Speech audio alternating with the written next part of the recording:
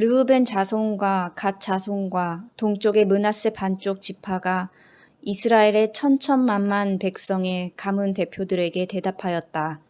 주 하나님은 전능하십니다. 주 하나님은 전능하십니다. 우리가 왜 그렇게 하였는지 주님은 아십니다. 같은 이스라엘 결의인 여러분도 알아주시기를 바랍니다.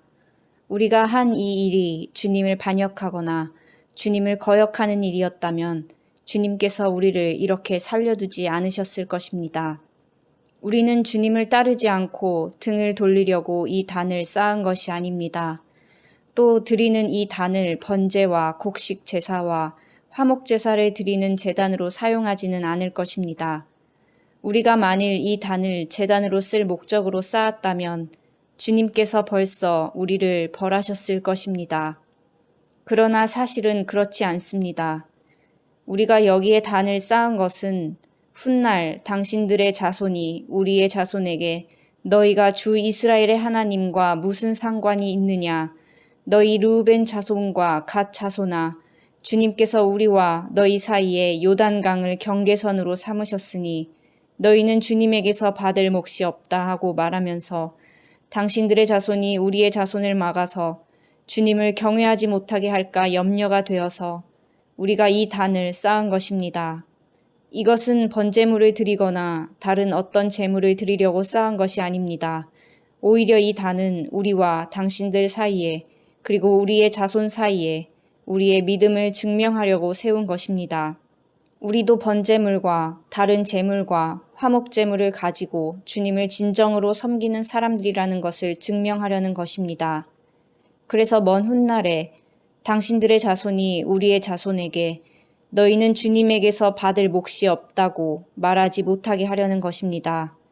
우리가 말한 대로 훗날 당신들의 자손이 우리에게나 우리 자손에게 그같이 말한다면 보아라, 이것은 우리 자손이 만든 주님의 제단의 모형일 뿐이다. 이것은 우리가 여기에서 번제물을 드리거나 다른 제물을 드리려고 만든 것이 아니다. 이것은 다만 우리와 당신들 사이의 관계를 증명하려는 것일 뿐이다 하고 대답할 수 있을 것입니다. 우리는 번제나 곡식 제사를 아무 데서나 함부로 드리는 일이나 다른 제물을 바칠 불법적인 단을 만듦으로써 주님을 거역하거나 배반하는 일은 결코 하지 않을 것입니다. 우리는 주 우리 하나님의 성막 앞에 있는 그 합법적인 단 외에는 어떤 제단도 쌓지 않을 것입니다.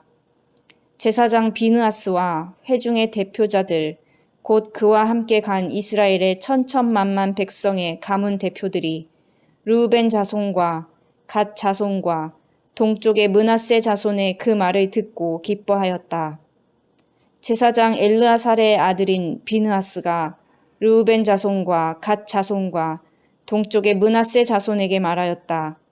당신들이 이번 일로 주님께 반역한 것이 아니기 때문에 우리는 오늘 주님께서 우리 가운데 계심을 알았소.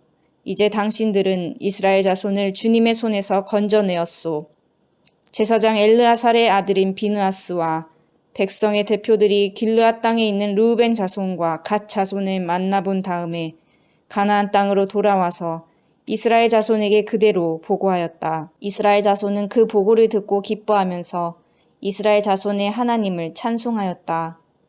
그래서 르우벤 자손과 갓 자손이 거주하는 땅으로 쳐 올라가서 그들을 멸하자 하는 말을 다시는 하지 않았다.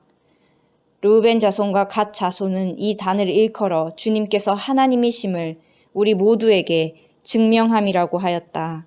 아멘. 오늘도 하나님의 말씀을 사모하는 여러분에게 평강과 기쁨이 넘치기를 소망합니다. 오늘 본문은 요단강 동쪽에 세워진 제단에 관련된 내용인데요. 제가 본문 21절을 한번 읽어보겠습니다. 르우벤 자손과 갓 자손과 동쪽의 므낫세 반쪽 지파가 이스라엘의 천천만만 백성의 가문 대표들에게 대답하였다. 요단 동편 지파 사람들, 곧 르우벤, 갓, 므낫세 반지파 사람들은 자신들이 요단 언덕 위에 쌓은 제단의 용도에 대해서 설명하기 시작합니다. 그 설명 내용이 22절과 23절에 나와 있는데요. 우리가 왜 그렇게 하였는지 주님은 아십니다. 같은 이스라엘 결의인 여러분도 알아주시기를 바랍니다. 우리가 한 이 일이 주님을 반역하거나 주님을 거역하는 일이었다면 주님께서 우리를 이렇게 살려두지 않으셨을 것입니다. 우리가 만일 이 단을 제단으로 쓸 목적으로 쌓았다면 주님께서 벌써 우리를 벌하셨을 것입니다. 아멘. 그들이 제단을 쌓는 이유는 후일의 자손들이 여호와께 받을 분깃이 없다 하며 여호와 섬기는 일을 그치게 하는 것을 염려했기 때문입니다. 이 제단은 어떤 일의 증거로 삼기 위한 것일까요? 이 제단은 당대 사람들에게만 필요한 것이 아니라 후대 사람들에게 증거로 남기기 위해 필요했던 것입니다. 그들은 이 제단이 훗날 자기 자손들을 위한 기념비로 세우고 혹시 강 서쪽에 정착한 자손들이 여호와를 섬기지 못하게 하여 이스라엘 공동체에서 제외될까봐 증거로 세운 것이라고 합니다. 본문 27절에 나와 있는데요. 이 단은 우리와 당신들 사이에 그리고 우리의 자손 사이에 우리의 믿음을 증명하려고 세운 것입니다. 아멘. 여기서 요단 서편 사람들이나 동편 사람들이나 모두가 여호와 하나님에 대한 신앙을 붙잡고 있었음을 확인됐습니다. 그리고 이들의 신앙은 후대에까지 계승돼야 한다는 사실이 선포되어지고 있습니다. 오늘 나에게는 하나님을 섬기고 있음을 드러내는 분명한 증거가 있을까요? 후대에까지 하나님을 전하기 위해 온 마음을 다하는 C2C 미디어 교회 성도님들 되시기를 주님의 이름으로 축복합니다. 사랑의 주님, 하나님을 예배하는 삶을 산다는 것이 얼마나 중요한지, 하나님을 섬기는 자로 산다는 것이 얼마나 귀한 삶인지 머리로만 아는 것이 아니라 몸소 체험하게 하시고 주님 뜻대로 하루하루를 살아가는 우리가 되게 하여 주시옵소서. 다음 세대가 하나님을 떠나지 않도록 하나님 한 분만 끝까지 믿고 섬길 수 있도록 최선을 다하여 준비할 수 있는 지혜와 능력을 더하여 주실 줄 믿으며 예수님 이름으로 기도합니다. 아멘. 오늘의 묵상 질문은 다음 세대에 하나님을 증거하기 위해 오늘 내가 실천할 수 있는 것은 무엇입니까? 입니다. 다음 세대가 주님을 경외하는 삶을 살 수 있도록 또 하나님을 사랑하는 예배자로 살도록 우리는 과연 무엇을 준비해야 할까요? 먼저 가정에서 여러분의 자녀를 위해 오늘이라도 당장 실천할 수 있는 것이 무엇인지 한번 생각해 보시는 시간을 가져보시길 바랍니다.